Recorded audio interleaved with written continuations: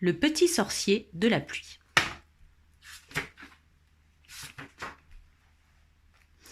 Quand il vint au monde, ce bébé était si petit et si remuant que Kouyouma, sa maman, pensa l'appeler Fleur qui danse. Son papa, l'homme médecine, le cueillit dans les bras de maman et dit « Ce joli garçon a des yeux de rêveur, des yeux en forme de croissant, brillants comme l'astre de la nuit. Si on le nommait plutôt Rêve de lune ?» Maman Kouyouma et papa Papounia discutèrent longtemps. Ils n'arrivaient pas à se décider. Dès que le garçon eut l'âge de marcher, il voulut aller trop vite. Il courait et tombait. Il s'amusait à escalader le dos de l'émeu et dégringoler. Les femmes du clan répétaient « Le fils de Kouyouma et de Papounia tombe toujours sans prévenir, il est comme la pluie. » C'est ainsi que les gens qui chassent dans le pays finirent par appeler l'enfant « Petite pluie ». Si bien qu'un soir, ses parents lui dirent « Dors bien, petite pluie, ne tombe pas du nuage de tes rêves. » Quand il commença à comprendre les mots, Petite pluie fut très contente de porter ce nom-là. La pluie dans ce pays est la bienvenue. Sans elle, rien ne pousse. Sans elle, rien ne vit. Or, cette année-là, la pluie ne venait pas. Une grande sécheresse sévissait. Les chiens dingos aboyaient au soleil. Les gens du clan passaient des heures à regarder le ciel. Mais pas un nuage ne se montrait. Une vieille dame vint alors trouver le papa de Petite pluie. « Homme médecine, toi qui guéris nos maladies, peux-tu t'occuper du mal qui empêche la pluie ? Le soleil a de la fièvre, soigne-le. Qu'il puisse se coucher, se reposer et que les nuages pleuvent. »« Je n'ai pas de remède pour ça, » répondit Papounia.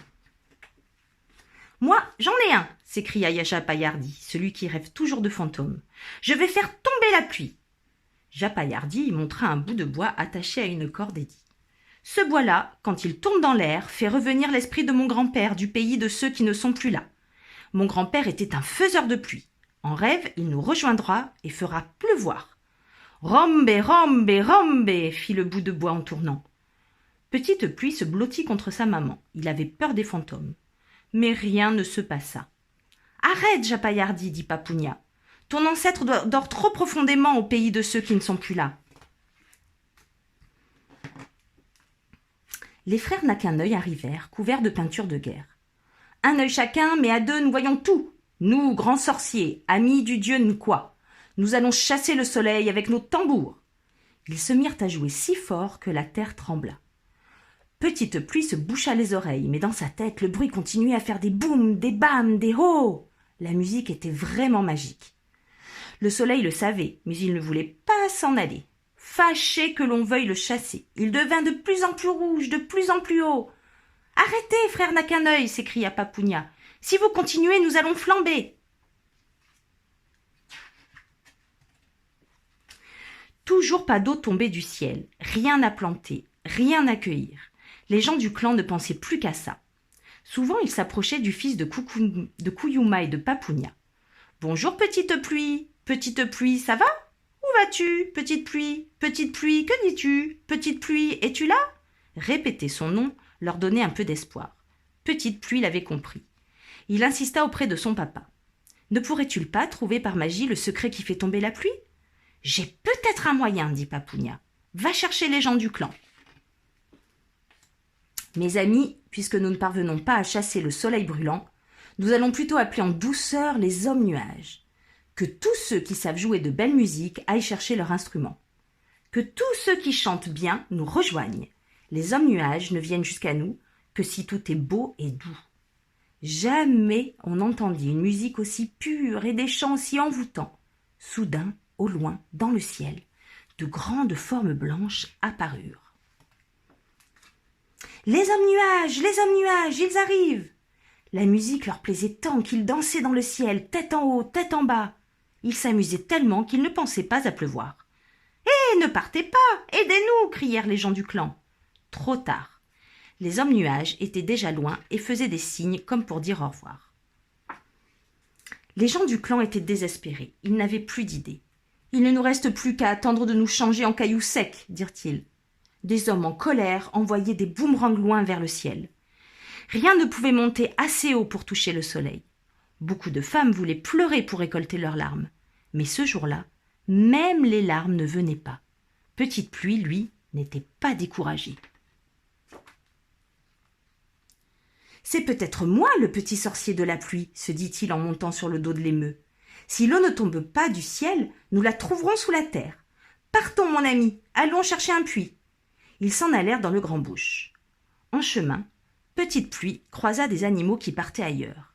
Il vit un kangourou bondissant, un ornithorynque rampant, et même une tortue qui avançait plus vite que d'habitude. « Karadji, Karadji, dépêchons-nous, l'émeu, il faut trouver de l'eau !» C'est alors que Petite Pluie vit au loin un cercle qui ressemblait à un puits. Mais au moment où il s'approcha, Petite Pluie comprit qu'il n'y avait pas de puits, mais seulement un très long serpent qui dormait en rond. « Je suis le fameux serpent arc-en-ciel, admire-moi si tu veux. »« Menteur, tu n'as que 2 couleurs. Tu es bleu comme le ciel qui s'ennuie et rouge comme le sang de la fourmi. En plus, tu es couvert de taches. »« Je vais te dévorer, siffla le serpent furieux. Quand je t'aurai mangé, tu renaîtras ailleurs en garçon plus poli. » À ces mots, le serpent montra ses crocs et fonça sur Petite Pluie. Petite Pluie ramassa aussitôt un bâton. Quand la bête ouvrit sa large gueule, le garçon y enfonça le bout de bois. Le serpent ne put que l'avaler. Il tomba dans la poussière, tout raide. Il essaya de glisser sur le sable, comme le font tous les animaux de sa race, mais il n'y arriva pas. « Digère ce repas, serpent à l'appétit plus grand que l'esprit. Ce bâton t'aidera à devenir quelqu'un de droit. » Derrière eux, l'émeu riait si fort qu'il faillit s'étrangler. Petite Pluie voyagea encore un moment. Il comprit qu'il ne trouverait pas de puits. Alors, une autre idée germa dans sa tête. Il réduisit des petites pierres blanches en poussière et y ajouta un peu de salive. Pas beaucoup, car il avait la gorge déjà fort sèche. Puis, avec les doigts, il se peignit sur tout le corps des gouttes de pluie. « Je vais me montrer au ciel tout entier. Il verra ces gouttes sur moi. Elles sont si belles qu'il en sera jaloux. Il voudra les mêmes et il pleuvra. »« Hé l'émeu, mon ami, emmène-moi où il n'y a pas d'arbre. » Debout sur l'animal, Petite Pluie se montra au ciel. Les belles gouttes blanches brillaient au soleil comme de l'argent. Le ciel commençait-il à être vraiment jaloux? Voulait-il imiter Petite Pluie? Le voilà qui devint sombre tout à coup.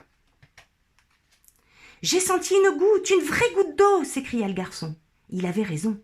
La pluie se mit à tomber autour de lui, de plus en plus fort. « Dépêchons-nous, mon ami, il faut la ramener chez nous !» Les gens du clan ne furent jamais aussi surpris. Le fils de Kuyuma et de Papounia arrivaient entourés d'un grand nuage qui pleuvait. « Karadji, Karadji, maman, papa, regardez, c'est moi. Je suis le petit sorcier de la pluie. »